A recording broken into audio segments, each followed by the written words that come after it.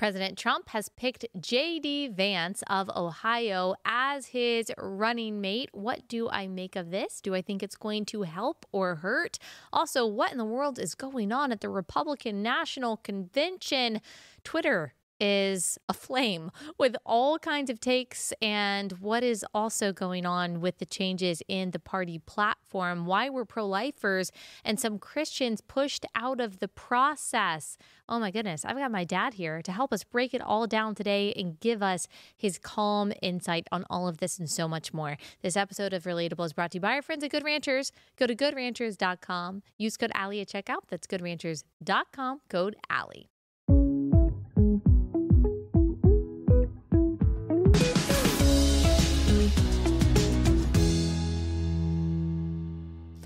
All right, before we get into the conversation with my dad, I did just want to make a really fun, exciting announcement is that my book, Toxic Empathy, How Progressives Exploit Christian Compassion, is now available for pre-order. There it is. Rosaria Butterfield, whom we've had on this podcast, was kind enough to give her endorsement.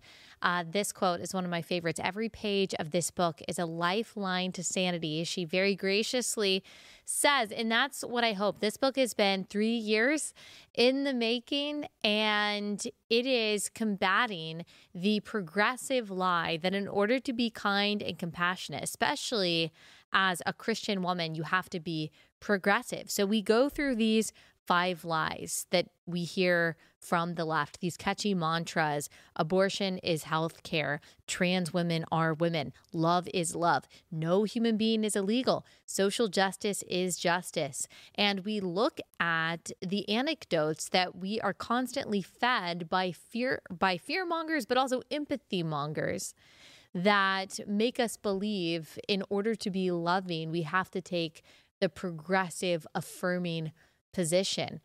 But it's just not true. Empathy and compassion are not synonymous. Empathy and love are not synonymous. For Christians, we are called to speak the truth in love, but we are also called to this inextricably intertwined relationship between truth and love. True love always rejoices in the truth, as 1 Corinthians 13:6 says. And so this book is about true Christian compassion, about how we inform our political views based on factual truth, and more importantly, based on biblical truth. This book is really my answer to the question, what do I say when blank? If you read this book, you will never have to ask me that again. What do I say to X? All of that is thoroughly answered in this book. This is going to equip you to have these very contentious conversations this election season with friends, with family. You can get it on Amazon. That's probably the easiest place to get it, but you can go to toxicempathy.com. You can see all of the different places to pre-order. It will be available. It will ship to you starting on October 15th, but if you pre-order, it really helps me a lot. So toxicempathy.com. Thank you guys so much. And by the way, I announced this yesterday and I looked on Amazon. If you go to like the Movers and Shakers tab, it's number 3 on the Movers and Shakers tab. But then someone by the name of, I think it's JD Vance, I don't know if you've heard of him before, he's got the number 1 and 2 slot. I can't figure out why. Maybe you guys could give me some insight. All right, that's it on that. Without further ado, here's my dad.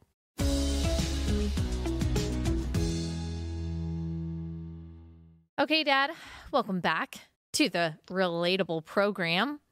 Well, thank you. Yes, we got a lot to talk about. We got to talk about the RNC, the Republican National Convention, what it is, how it works, how it's significant.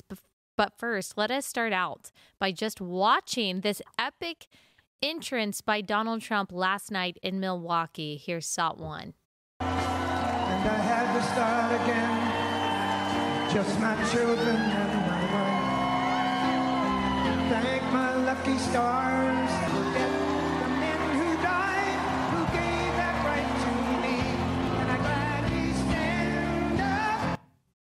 I mean, just unbelievable. What a historic moment. I know that y'all were out of the country when the shooting happened. What was your reaction when you found that out? Yeah, well, it's funny that I'm glad you asked that because we've been abroad for almost 2 weeks and just got back late last night. But it was where we were was almost opposite time of Milwaukee, so we were asleep when everything was going on, and I didn't wake up through the night. Mom happened to wake up through the night, looked at her phone and saw it, but luckily didn't wake me up. I'm glad she didn't. But when I woke up, I couldn't believe it. I mean, it was like, and the first part that I read was kind of like what you said yesterday on your podcast I read he had been shot. I automatically thought he'd probably been killed, right? Yeah. And then I was just, after that, I just was just, hogging the news as much as I could. I wanted to find out as much as I could, texted some of my friends that are a little bit more intricate in the situation than I was at the time, and pretty remarkable. I mean, it was a shocking day. Let me put it that way. It was very, very shocking. I can remember when Ronald Reagan was shot. I was, he was the first president I'd ever voted in that election. And it wasn't long after he got into office that he got shot. And it was pretty telling at that time too. Mm. And that's a good point about Ronald Reagan, that this has happened before. This is certainly not the first time a president has been almost assassinated. Of course, we've had actual assassinations in the past, but a lot of people have been saying, and this is what I feel too, that it does feel like a uniquely dark moment, that we are lurching toward something. I don't even know what that something is, towards some sort of precipice. And I don't want to think that way, but it feels that way. I mean, what do you think? Is this different than what happened in 1981? Is this just another dark moment, or is it unique? Well, I think it's different mainly because, remember, while he's a former president, he's a candidate. Yeah. And I didn't look back and research how many top candidates had an assassination attempt against them. They may have been. I have not had the opportunity to look that up, but it's totally different. And the Secret Service team for a former president is not the same as the Secret Service team for the president. And I actually understand that. However, once the candidates are basically vying for the same office, then I believe that the Secret Service team, if it hasn't been, should be, beefed up. Just like RFK should have a Secret Service team. That is ridiculous. I didn't even know that until it came out yesterday. Oh, you did not? Yeah, President Biden has to approve that, right? And he has not approved that. So crazy. So crazy because they don't lie about RFK in the same way, but they do lie about RFK and his vaccine stance and treating him as if he is this existential threat. I mean, what is your take on the security situation with President Trump? There's so many different theories, so many different perspectives. It was a dereliction of duty. Some people say it was DEI policies to blame. And then others saying, look, unless you're in the situation, it's really hard to assess who did what and what failures were there. I mean, speaking just as an amateur, it's hard for me to understand how a shooter was even able to get on a roof that close to the president. But what's your take on it?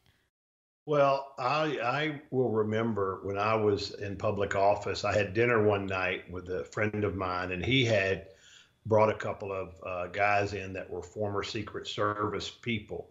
And I'll never forget what he told me at the time. He said, on the far left and the far right, the people that are way out there on the bleeding edge, them going from talking or social mediaing to shooting is not a big leap for them. Where most of the rest of us, we could have very, very vehement disagreements, and we would never even consider going to those steps, right? And so that's what I think people have to guard against. And as far as how the security worked, absolutely, it was someone fell on the job. And to me, it ultimately goes back to the head of the Secret Service, the lady that's the head of that now. She should probably lose her job because 150 yards, I promise you, Allie, even though when you and I hunted, 20 something years ago, we didn't have the opportunity to shoot at something, that you could kill something that size. You could hit something that size relatively easily with a high-powered rifle like he had. I mean, I've killed deer much further than that. Yeah. And the only reason he didn't, it wasn't because the guy was a bad shot, at this particular time. It's just because he turned his head, because the guy was perpendicular to him, right? So he was right over here. Yeah. He happened to turn his head, so it just happened to do that. I mean, it was now happening to do that, and yes, his life was saved, but just as tragically, those other people, the gentleman who passed away and the other two who we're not sure what's going to totally happen to yet. Yeah. But Secret Service, I don't care if the local police should have been monitoring that building because there wasn't enough Secret Service. At the end of the day, it's the Secret Service's fault that they didn't make sure that was done. And when people are pointing up there, all right, pointing up there, and Secret Service is looking at them pointing up there before the guy shoots, and they didn't at least come get Trump and take him down until they could figure out the situation. Right. Big mistake. Right. And listen, that's a good point. Got the president 6'4". You can't have a 5'5" person trying to physically protect them. Can't do it. I'm sorry. That's what I said. That's what I said yesterday too. A lot of debate about whether women should be Secret Service. My personal opinion is that they shouldn't, even if it's just for the sheer size and the strength of them. Like, you got to be able to drag a 6'4", 240-pound man off stage if you have to, and you just can't. I could not do that. I would not be able to do that. That's another thing. They left him on stage too long. If you go back and watch the Ronald Reagan shooting, they were in that car within 2 seconds. They were in the car. Now, he was headed to the car, okay? So a little bit closer, but there wasn't nobody was saying, what do we do now? Yes. And that's what happened yesterday. You heard the female agent in that, what are we doing? Where are we going? What are we doing? Where are you going? What are you talking about? What? That is very, we've worked with different events that I've done. I've worked with various security people and security details, and they always have a plan. They say, this is where I'm going to be. This is where I'm looking. This is how we're going to exit. If anything looks awry, you just give me the look and you're out. So, and that's me. And that's just, one security guy. We're talking about a former president, and not just any former president, but one who is, I think, uniquely hated by a lot of people, uniquely lied about by a lot of people, and the Secret Service and Secret Service snipers. And even they just seemed completely discombobulated. And, I don't want to be in a position of trying to condemn them since I don't know the situation, but you're right.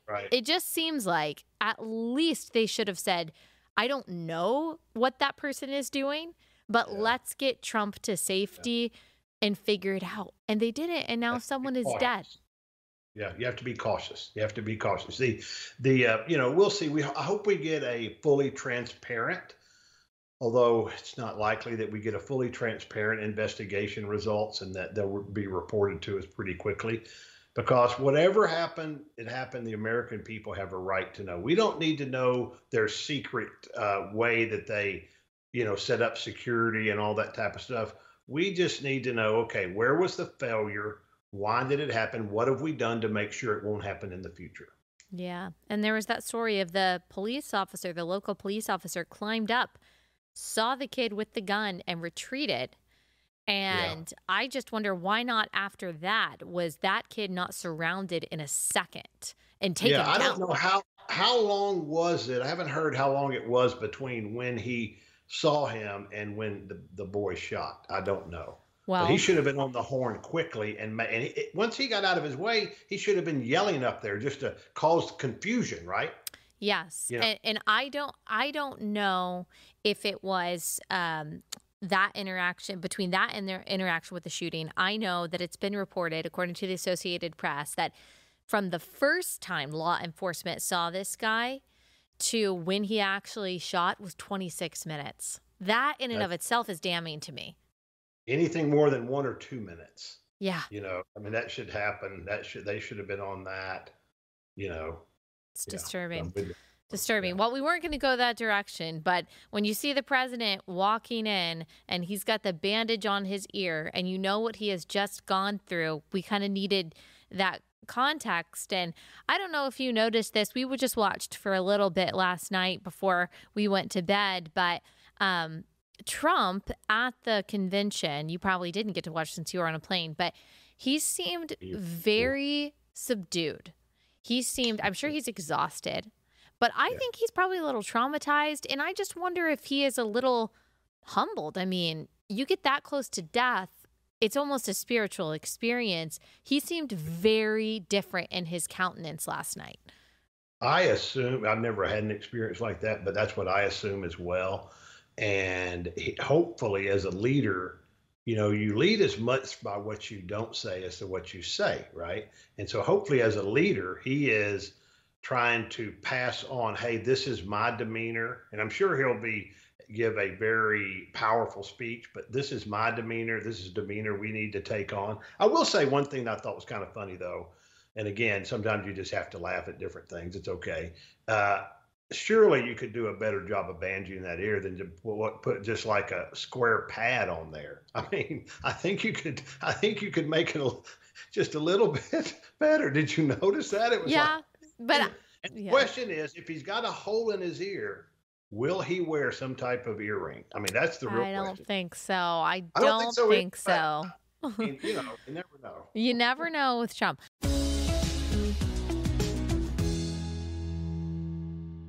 All right, quick pause to tell you about our first sponsor for the day, and that is Cozy Earth. Y'all, I love Cozy Earth. I love our sheets from Cozy Earth. I just got this quarter zip from Cozy Earth because their loungewear is amazing, and this is like my favorite thing that I own. Yes, I understand it is July and it is hot as Hades, and yet I am wearing this every day because it is just that comfortable. That's true of all of their items, whether it's their towels, their blankets, their sheets, their clothing, their pajamas. It is all so good, so luxurious, temperature regulating. I can't sleep on anything anymore besides my Cozy Earth sheets. I love it that much. If you go to cozyearth.com and you use code relatable, you will unlock an exclusive 30% discount. That is a great deal. This stuff is so high quality. A 30% discount makes a huge difference. cozyearth.com, code relatable.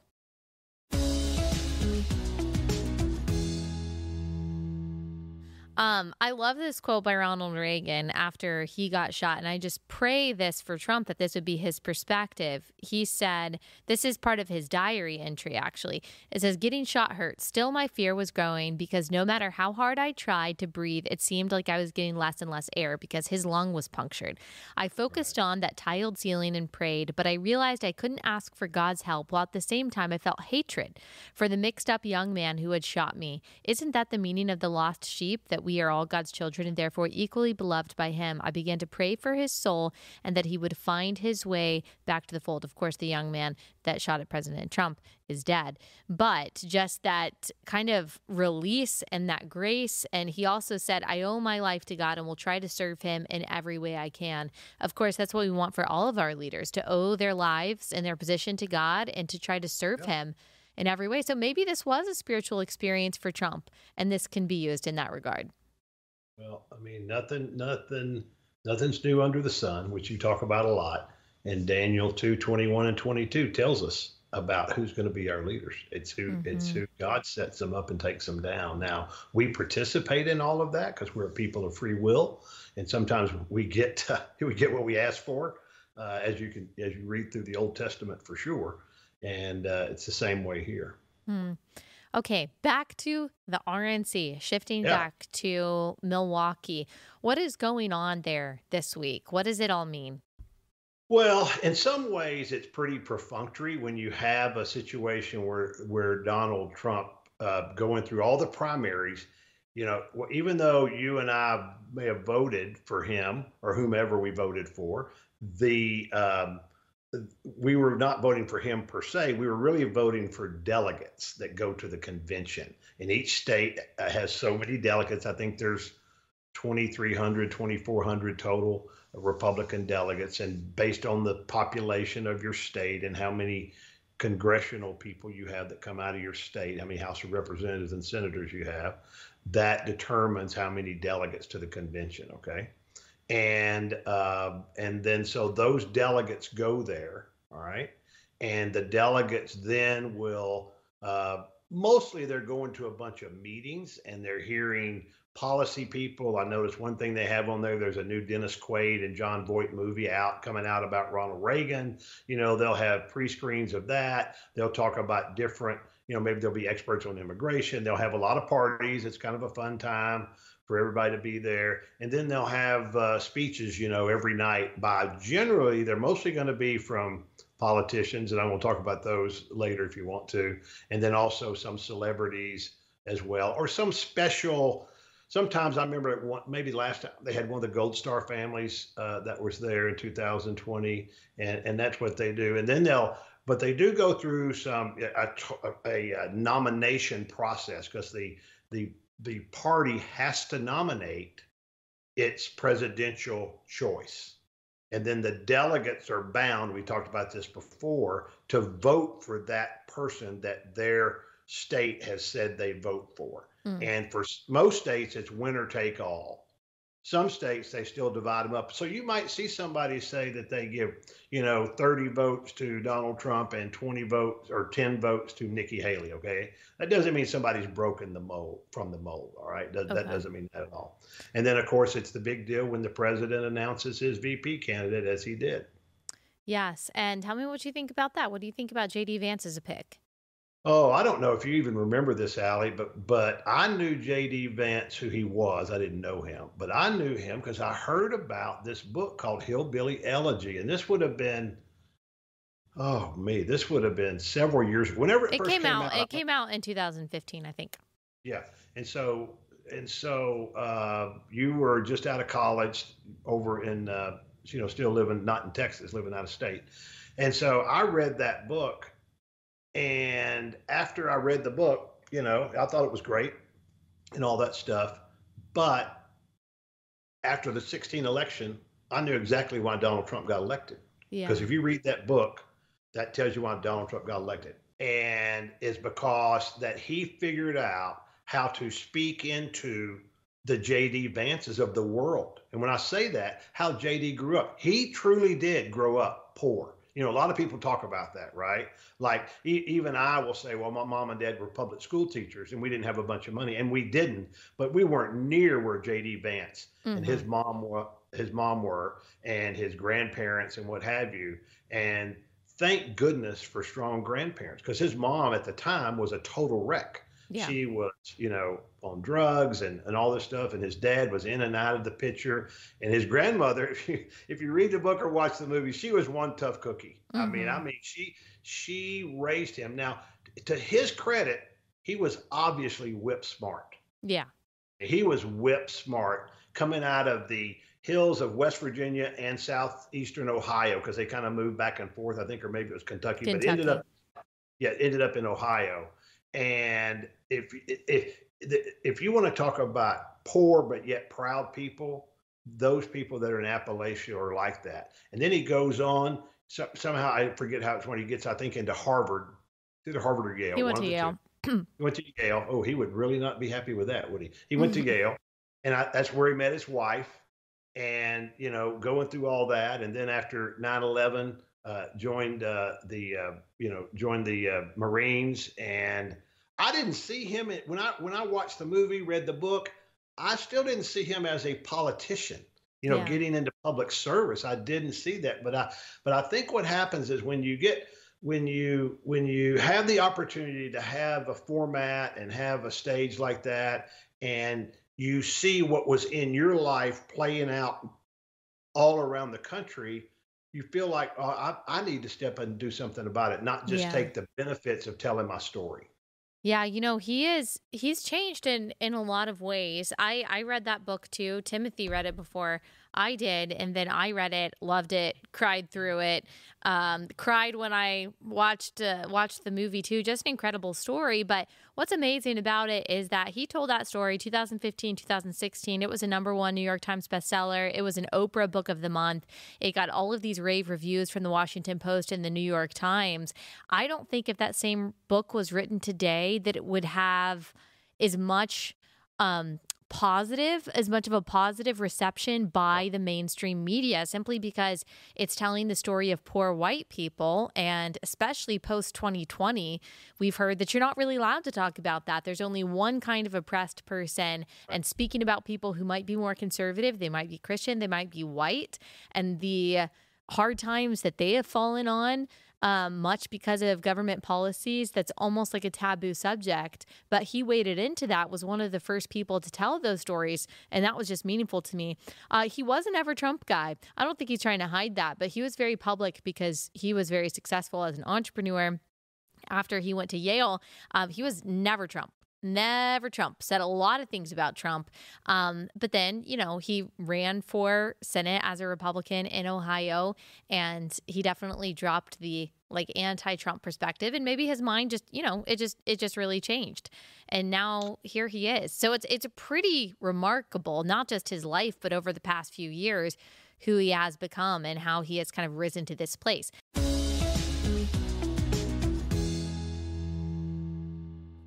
Second sponsor for the day is a sponsor that is saving lives on a daily basis, and that is Preborn. They are a huge network of clinics in America trying to save as many babies as possible by providing free resources to pregnant moms in need and families in crisis. They are first providing a free ultrasound for those pregnant moms, and your donation of however much you can donate helps cover the cost of that life-saving ultrasound. An ultrasound costs about $28 for Preborn to offer. And so if you can donate $28, you're covering the cost of a sonogram or whatever you can donate, whether it's $5 or $500.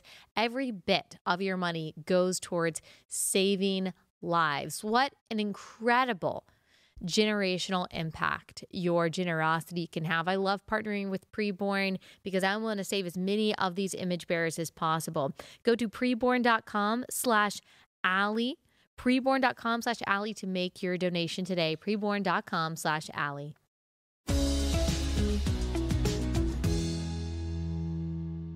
Now I have a question for you because I want to play the video of him accepting this nomination and all of that.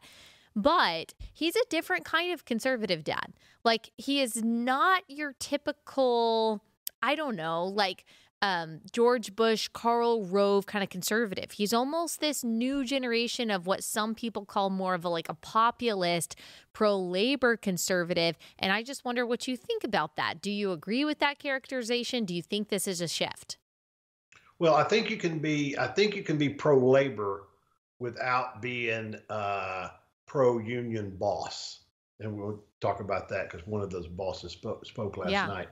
But I do think that it's a different. I think every generation has their view. Every Republican generation, every Democrat generation, and I'm talking mainstream, okay? Because I consider JD Vance mainstream, but there may be a new mainstream, and I think that's okay. I think you have to realize that our party had to figure out how we were going to get the worker with us. The Republican Party always had the country club people, and we always had the evangelicals for the most part. A couple elections they didn't do as well, but we didn't really ever have the everyday worker, the waitress, the truck driver, the person that worked in the factory, things like that. And those really are what built America, right? I mean, a lot of the people, a lot of the greatest generation that came out of World War II, some of them went to college, but some of them went right into those jobs. And we as a party jumped on this. Everybody needs to go to college, right? And we, in a sense, by doing that, we downplayed those other things. And I see us going back to that. And I'll credit Donald Trump for a lot of that. So a man who's probably never worked in a labor job, although he has had a lot of those people working for him and he's been on site and all that. It's so funny that he is the one who kind of makes the rest of us think about that again. And I think that's one of the reasons he picked JD. The other reason he picked JD Vance, I believe, is because he wanted the people to see that if something did happen to him, that we have a strong person there backing him up. And there won't be any doubt about what he believes. He's got a military history. He is well known. He's well liked. He has the look of a leader. He does. And I think all of that's important. And I cannot wait for the Kamala Harris JD Vance debate. Oh That's going to be my great TV. gosh, that's going to be maybe as painful to watch as Trump and Biden.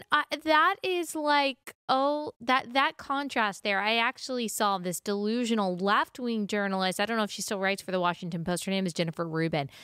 And she said, that after Kamala hears this announcement that she cannot wait for that first debate. It's like a kid in a candy store. I'm like, yeah, if the kid is allergic to candy, that's what it's like. If a kid has a phobia of candy, that is what that is like. He is going to intellectually demolish Kamala Harris. It's not even going to be fun to watch. Maybe a little. But it'll be fun. It'll be a lot of word salads in there.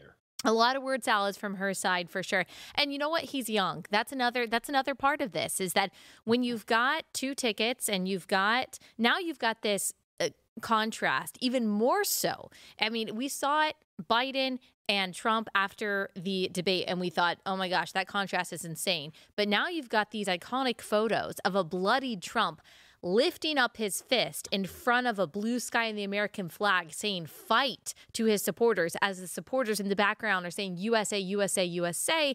And then you've got this guy over here who basically has flies flying in and out of his mouth because he's just looking around, mouth agape, confused all the time. You have him and you have Kamala Harris, and now you have Trump, and you have this young fighter in JD Vance. And that's a good point that you made, that look, if something happens to Trump, God forbid, I think most of us would be pretty excited about a JD Vance presidency. And so, yeah, that's a really good point. We do have a video of him not accepting the nomination, because that speech is today, but the nomination announcement at the RNC. So here's SOT 4. The question is on the motion that Senator J.D. Vance be nominated by acclamation. All those in favor signify by saying aye. Aye. All those opposed signify by saying no. In the opinion of the chair, the ayes have it, and the motion is adopted. Without objection, the motion to reconsider is laid upon the table. I thought that was just really sweet. Okay, we've also got JD Vance explaining the call in which Trump tells him or asks him to be his VP running mate. Here's SOT 5.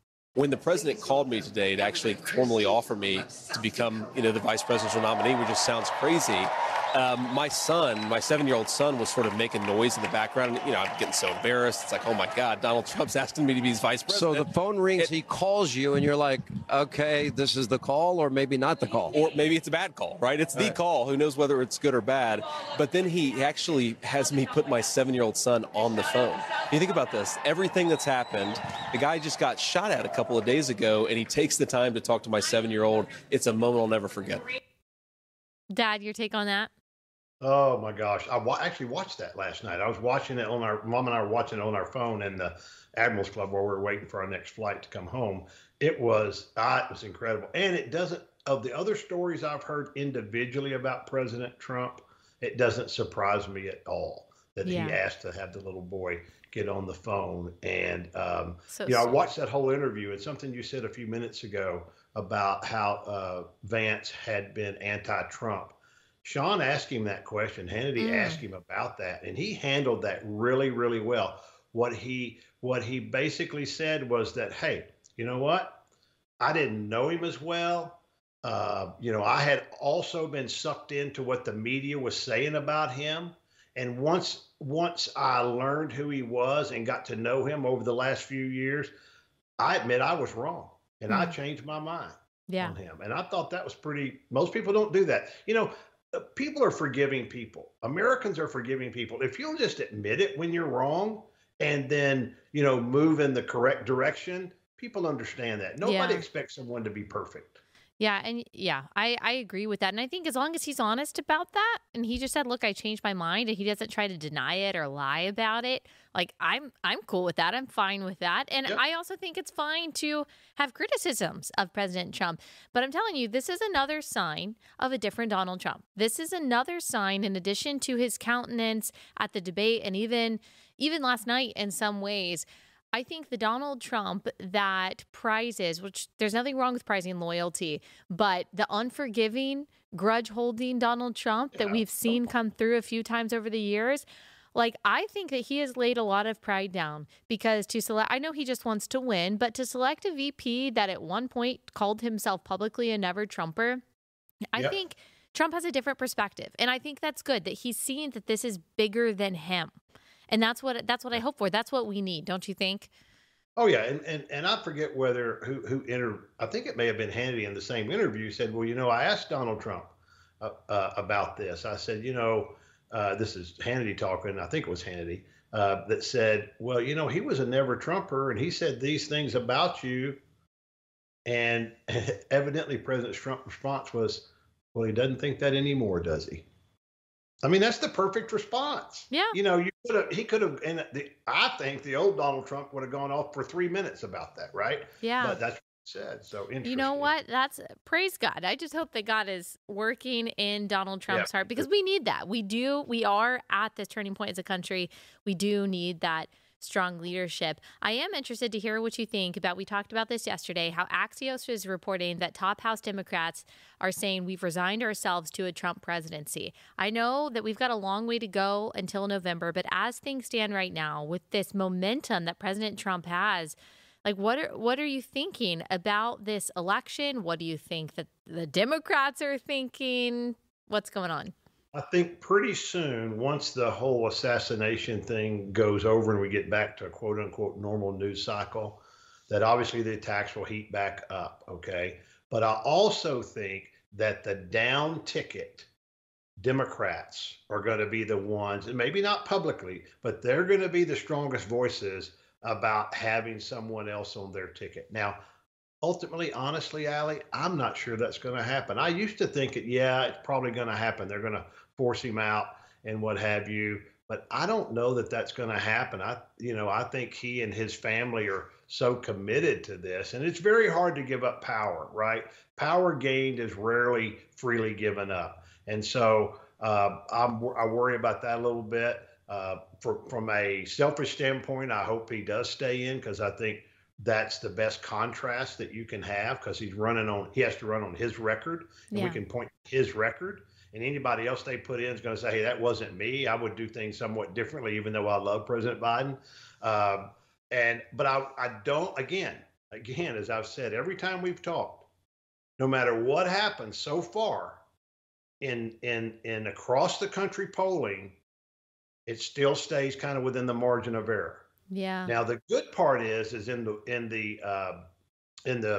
state, the battleground states, that it looks like those leads continue to be more and more for Donald Trump, and that's the main thing, honestly. Is making sure that he wins the Wisconsin, making sure he continue and he wins Georgia back, keeps North Carolina, maybe he can win Virginia, Arizona for sure, Nevada. We need those states.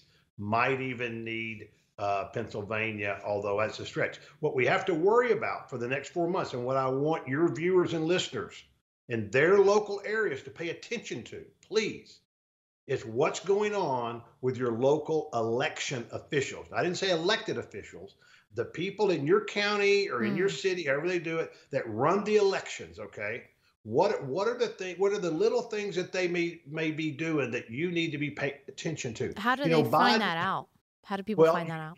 Well, what they need to do is they need to get on their website for their local election official and kind of see how they're talking about they need to know what are your get out the vote efforts. Because, basically Biden has added to his campaign, in my opinion, all of the federal agencies to work with local officials on getting the vote out. And that seems, okay, yeah, everybody should vote. But from what I've heard so far is that, like the Small Business Administration, they're not reaching out to red counties to help them. They're only reaching out to blue counties. So if you live in a red county or a purple county, I want to know what the election administrator in your area, what their get out the vote efforts are, and where are they getting help through the different federal agencies. That's what I would want to know. Because if there's any way that Donald Trump, in my opinion, unless something large again happens on the negative side, will lose this race, is if they can figure out how to once again skirt the law. I didn't say they're breaking the law, skirting the law to get out more of more blue voters than red voters. That's how that they could still win. Do not think this race is over, because it is not over. They will not go gently into the night. No, of course not. And of course, they're going to try to use, which they would have done this for anyone, but JD Vance as new fodder. He's a traditional Catholic guy. His wife is actually Hindu, but I assume that they have the same values and the same beliefs, but they're going to try to cast his entire family as radical far-right Catholics. And so it'll be interesting to see how they use JD Vance and his past comments about things like abortion against him.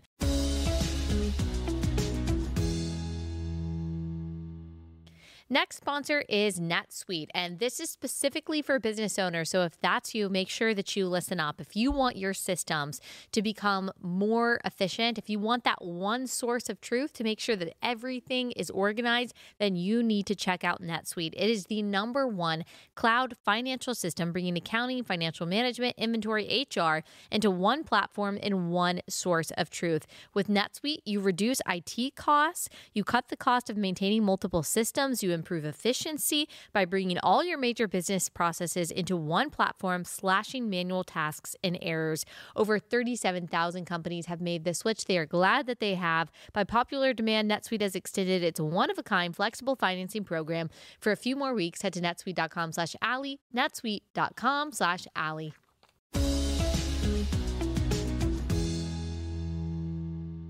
Last night, CNN's Van Jones, who sometimes is reasonable and sometimes is completely irrational, here's how he describes the threat of JD Vance at SOT 9. Trump, to your point, I agree with you. He's an instinctive, impulsive, intuitive nationalist. JD Vance is an ideological nationalist. That's a much more dangerous virus, because he can polish this stuff and make it seem palatable to people.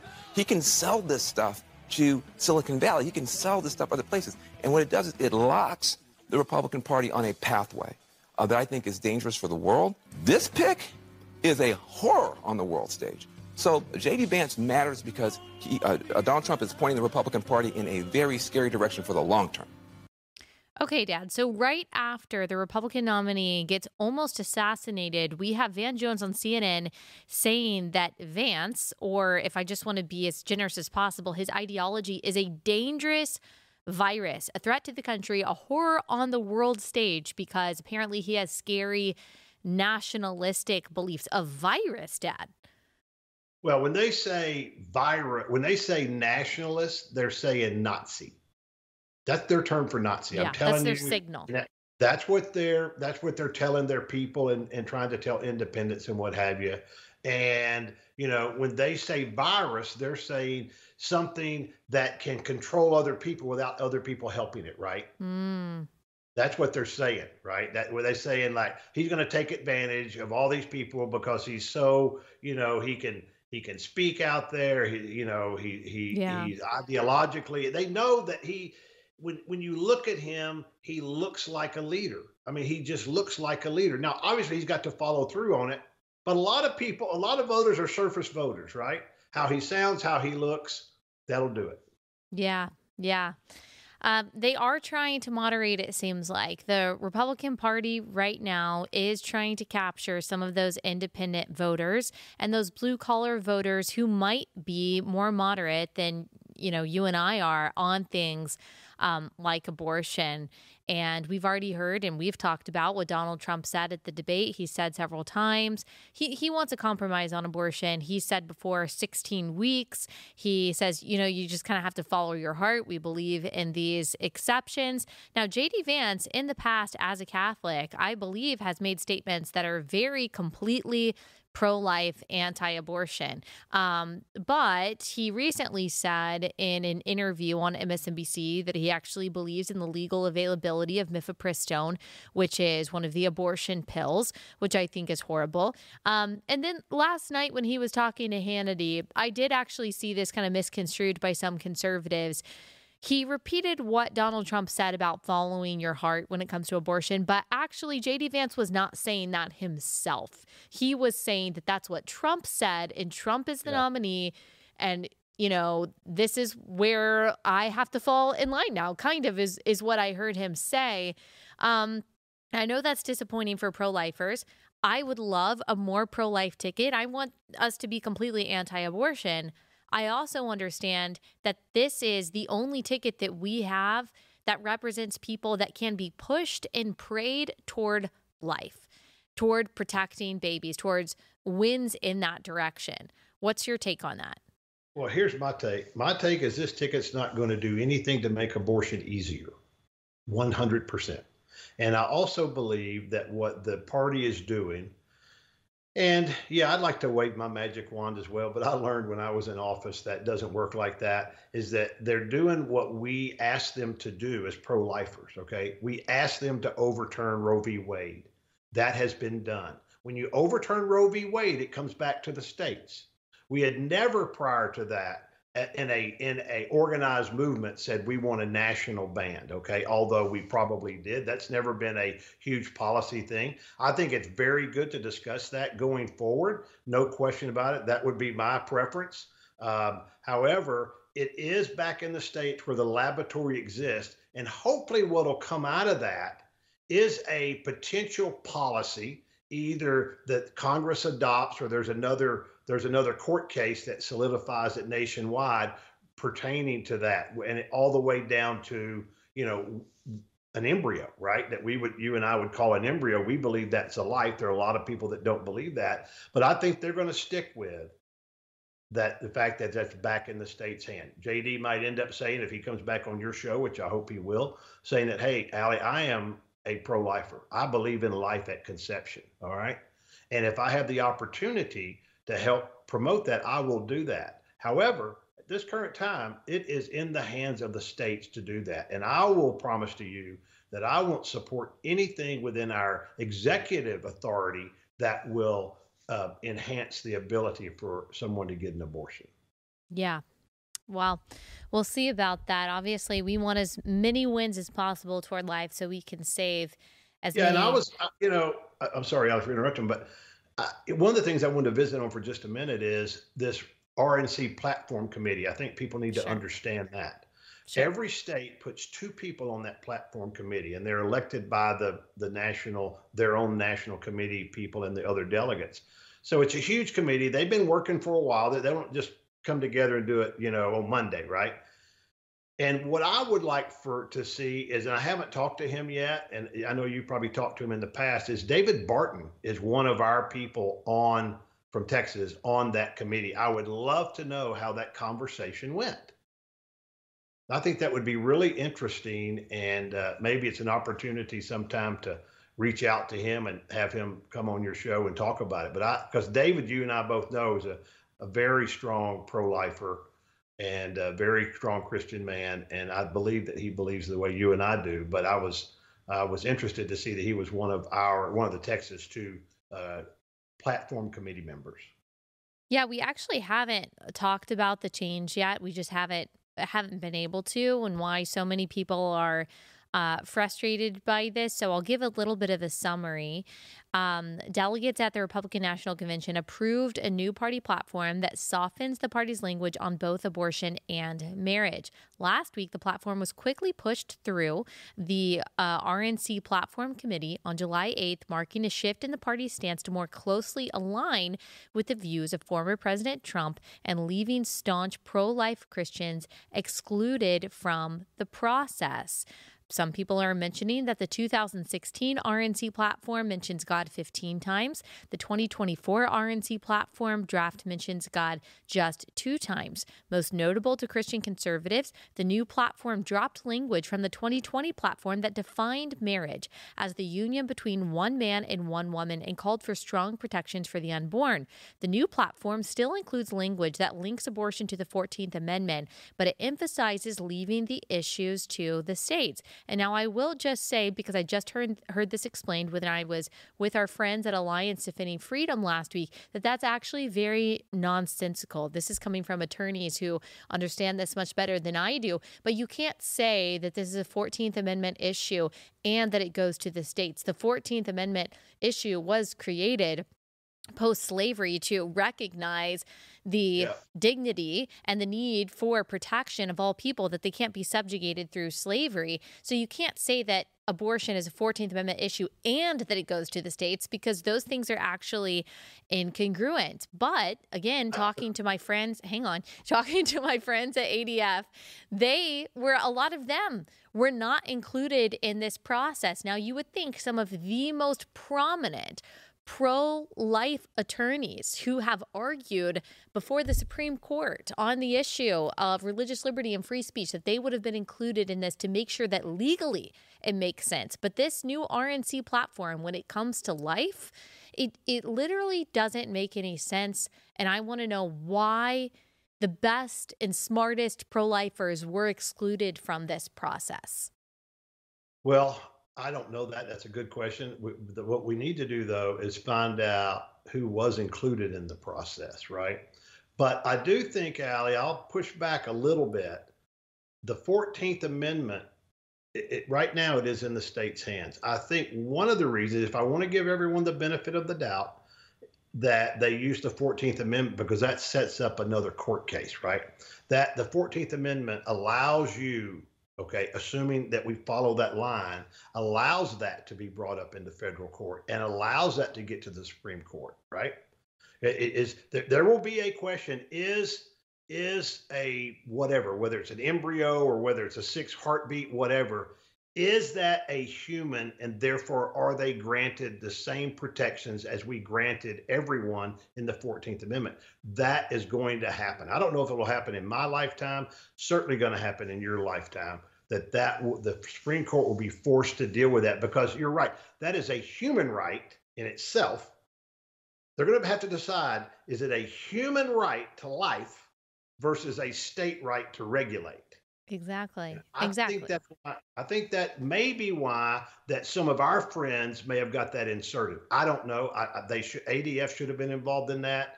I don't know the other groups that you talk to a lot. I mean, you talk to as many pro-life groups as anybody. That's a great question, and I think we need to find that out. Lila Rose, she's also one of the most prominent pro-life activists. Why didn't they call you? They should have called you. They should have called me. I can guarantee you it wouldn't have looked as goofy as this. But obviously I don't agree with that. I don't agree with it's one thing to not want to campaign on the issue of restoring the natural definition of marriage between a man and a woman. I understand that's not even really where Donald Trump is.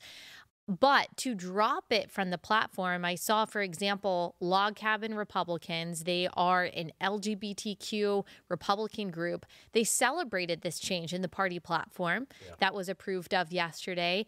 And now this is a group that says that marriage between one man and one woman, that's antiquated language, that's an old concept that doesn't need to be championed. It basically doesn't have a place in our political language. But look, like, whether someone agrees with me on this or not, the family, husband, wife, mom, dad, child, is the building block of any free and stable society. It is the most, outside of the church, is the most stabilizing force in all of human existence. And for us, as the faith and family party, to completely abandon that out of our platform, I don't like that. That shift worries me a lot.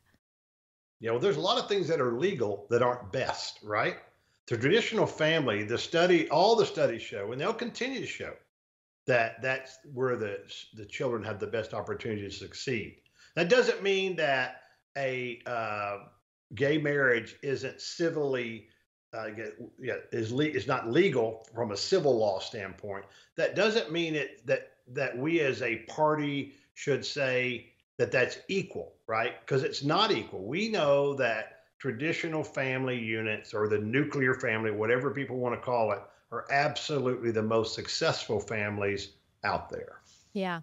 I like to say natural family, because someone pointed out to me that traditional family means that it's rooted in tradition, and it's not even rooted in tradition. It's that's rooted right. in it's rooted in nature. But anyway, so I that was disappointing to me. I think there are all kinds of speakers that they allow to speak. There were a couple of speakers that caused controversy last night. There was an adult performer named Amber Rose. Oh my goodness. Who is that, by the way? She is an adult performer, and she's not someone who used to be one and then, reformed. She still is currently, and she is pro-abortion. Just recently, she was on a podcast where she said that she actually really relates to and respects Satanism as a religion because Satanism helps women get abortions. She became famous because of her very public relationships with multiple rappers, but she recently said that she's voting for Donald Trump.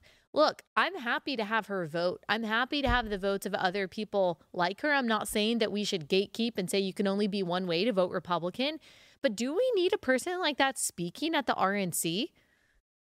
Oh gosh, I think there are a lot of other ways that the Trump campaign could have utilized her to speak to what certain segments that she most appeals to. But the people that were watching that last night, the RNC convention, most of them would be like me, just from a knowledge standpoint, did not know who she was. Yeah. Okay. And I think a lot of your audience probably didn't know who she was unless you've talked about it before. No. And so what value was that bringing? I mean, she was a woman of color. So, talk about that, I guess. Well, I think she looked like it. I don't know. I watched part of the speech, but I could be wrong on that. She was a woman of spray tan, I think. Okay, well, that may be true. Okay, well, spray tan could be a woman of color. Yeah, a color. Yeah, for sure. Nothing against spray tans. And look, anyone can be redeemed, of course. And I would be happy to befriend this person and talk with her. And I hope that Christ saves her. It's not about that, but it's about, okay, what is our platform? Who are our best representatives?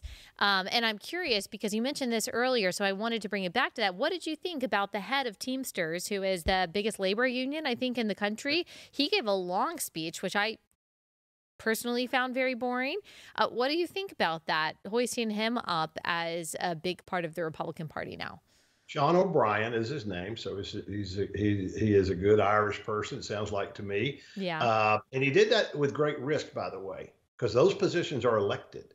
He's elected to be head of the Teamsters Union. And so that's a pretty big risk. But I think what he has seen is just the same thing that we kind of talked about in Hillbilly Elegy on a little bit more formalized basis, in that the people that are Teamsters feel like they are getting the short end of the stick as well with all of the new, unnecessary regulations on oil and gas drilling that might run the ships where they work on the docks or either the trucks that they drive or whatever particular profession that they're in, the environmental regulations. So I think he sees his organization being totally counted on by the Democrats, but not necessarily served well by their policies. And I think that probably, just from a bigger standpoint, that might be the most important person that gets on the stage at the RNC convention. Yeah, that's interesting. So you think it was an important pick for them to pick him to speak? Oh, there's no question about that. That's never happened. Well, at least in a long time that I remember, where they've had a head of a major union. Yeah. All right. Speak. Now, the auto workers haven't come along yet, right? Yeah. But to have somebody like that, that's pretty impressive. And again, he got a standing ovation too. So it might have not been for me. I might not have been the target audience, but he got a standing O at the convention. Yeah, that's correct. Well, you'd get a standing O if you were there too. Yeah, well, I don't know. It depends on what I said.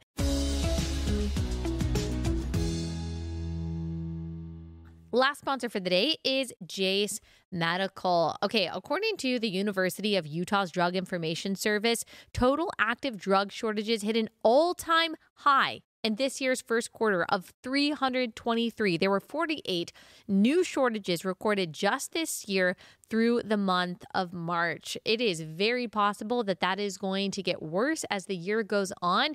You don't want that to affect your family, especially if you need something potentially life-saving like an antibiotic. You want to go ahead and have that on hand. That's why you need to get a Jace case from Jace Medical.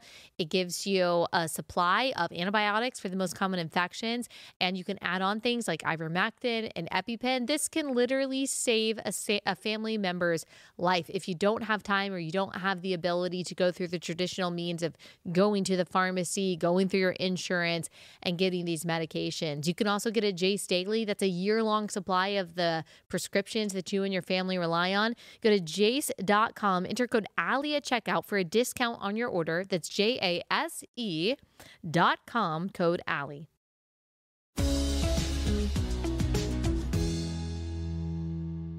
This was a very contentious moment. The second benediction of the night at the RNC was Republican leader Harmeet Dhillon. She is Sikh. She is an immigrant from India. And let me just say, Harmeet is awesome. She is awesome. She is an attorney. She represents a lot of people fighting for their right to free speech, their right to religious liberty. She has represented a lot of people, and she is a stalwart conservative. And I think she would have been a really good pick for an RNC chair.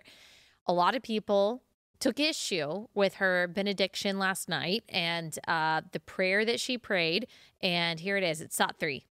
तुम ही जानी नानक दास सदा कुर्बानी.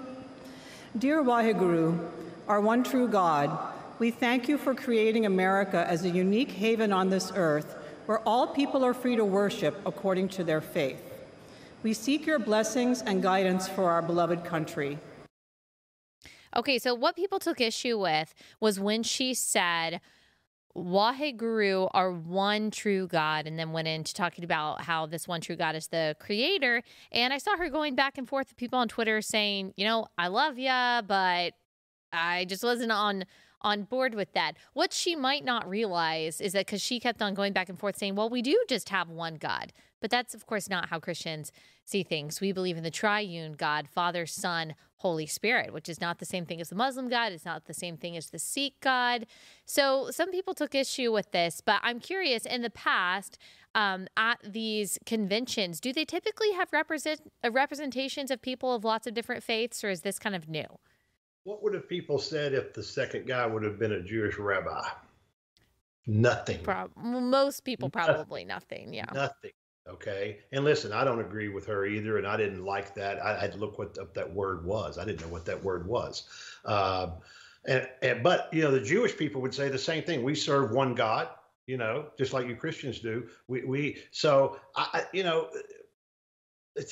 a secular, the RNC, Republican National Committee, is a secular committee, right? And they have to be able to say that we include people of all faiths, right? We may disagree with them on that particular issue, but we have to be like Ronald Reagan. What our goal is, it's not the RNC's goal to convert somebody to Christianity. That's not their goal. And a lot of our fellow Christians believe that is their goal. At least that's the way they act. That's mine and your goal. That's who we are. That's what we're supposed to do individually with people, right? And our churches are supposed to do. That's not the RNC's job. Now, if we don't like the way they're doing it, yeah, we can vote differently and try to get that change. But I wouldn't be overly critical. Now, if that would have been the only prayer prayed all night, maybe differently. But I wouldn't get too out of whack on that one. Yeah. And Christians, just remember, we get to bring our full world view into the voting booth, into the RNC, into every sphere that we occupy. We get to represent the gospel. We get to represent the true, only true God, the triune God, in everything we do. We get to bring that to the table, even though there are people who say that we're not. And so, if we want to infuse light and truth into all these spheres, we are also free to do that. Thank the Lord. Now, you could say that some of those people got cut out when it comes to changing the party platform, But, like we do what we can. For example, there was a petition going around and there were a lot of prominent pro-life leaders, including Al Mohler, Lila Rose, me, Tony Perkins. And we signed a petition basically asking the RNC, like, please reevaluate this life language that you have included. Now, we were not heeded, we were not listened to, but we all have to do what we can to raise our voices and to leverage our influence on behalf of the values and the beliefs that we have. And here's what I would say to that, Allie. I see this happened a lot, is that if we want that to change in 28, we need to start working on that today. We can't start working on that in May of 28. We have to start working on that today. And it can be a slow and gradual change, but we need a game plan. And maybe Perkins is the guy to help us put that together. He's just put together, a group of people like Lila, like yourself, like others. And let's say, how can we do this? And we do that by, meeting with the Republican leaders individually over time, no threats. We meet with them over time. Why is this important? We have to convince them. We don't threaten them. We have to convince them. Okay. And so I think that's what we need to do for sure. Okay, let's end on this question that I heard posed last week by someone. Very, very intellectual and very good question. Okay, on the one hand, because I don't know if you're thinking this way, but there are a lot of Christians out there thinking this way when they're looking at these two tickets. And on the one hand, they're looking at the changes to the party platform and they don't feel as represented as they would like to, which I completely understand that. But they're better than Biden, right? They're better than Biden. They're thinking that. But how do you decide between, okay, I always have to vote for the person that's better than the pro-abortion candidate over here? Or when do you start thinking, hang on, are Christians just like the cheap date of the Republican Party? All you have to do is buy us a couple of drinks and we're still going to go with you. As long as you're not as bad as the left, we'll still vote for you faithfully. You can abandon God in your platform. You can abandon marriage. You can abandon life in your platform. You can not run on these issues. As long as you are just an inch to the right of where the far left is, we're still going to vote for you. At what point do Christians say, I am going to stop rewarding compromise with my vote, and I'm no longer going to support this party? Because if you keep on supporting a party that inches towards the left, they're going to keep inching toward the left. So I don't have the answer. I'm just wondering, how do you think we think through that? Well, to me, it's really not even that complicated. The way you solve that is you solve that locally and in your primary process. If you want to change the Republican Party, you're not going to change it in the general election. You change it by having your local elected officials that are in line with you, because local elected officials become state elected officials, become federal elected officials. That's the way you change it. You make sure that the people that are your delegates to the RNC Convention are people that believe in you, okay? You have to get involved and participate in that. You have to make sure that they know. Even when I say participate, that might be just making sure you're sending emails, okay, to the people that let them know that, that, hey, I'm a voter that votes every time. I want to know what you think about these issues. That's where you have to do that, all right? Now, you have to remember when we get to a general election that essentially in the United States, it's a binary choice. So you're always going to either be super excited about, I am voting for this person, okay? Like a lot of us were that way with Ronald Reagan. I was that way with the Bushes as well. All right. Not so much with McCain, although he certainly was much better than Obama. But McCain was a little bit left of where I wanted to be. And Donald Trump, in a lot of ways, doesn't believe the same things I believe on some social issues. But it's a binary choice. I have to now vote for Donald Trump, or I want to vote for Donald Trump, obviously. Even though if he was even a little different than he is now, I couldn't vote for Joe Biden. So that's where it comes down to. The worst thing you can do is stay home. Everyone that stays home that would consider themselves conservative is given 1/2 of a vote to Joe Biden. That's the way it works in a binary system. Yes. Yep. Well, thank you so much, Dad, as always, for your calm insight. I really appreciate it. These are crazy times. Crazy It's going to times. be really good. And remember, we all need to share the arrows. Yes. That is not, I don't want false advertising. That's not my merchandise. Not. I happened to find this shirt somewhere, and I thought this is so typical You because, happen to. you know, you talk about that for your conference. Yes. And the folks you talk to, sharing the arrows. Yes. And really sharing the arrows as Christians. Yeah. But like you said yesterday, Allie, there's been a lot of people out there that have been quietly supporting Trump or going to vote for him. We can't be quiet anymore. We got to stand up, and we got to share that arrow with him as well. Yeah. Because look at the risk he's taken. When you read Melania's statement, Yeah. that's the same statement that, similar statement that Lisa, my wife would have written, that, Timothy would have written if you were in that situation. I mean, that's the way families feel. Yeah. And so there is a huge sacrifice to put yourself out like that. And we need to be there to support whomever that is that we support. Yes. And amen. Well, thanks so much, Dad. I really appreciate it. Until next time. Okay. Take care. Bye.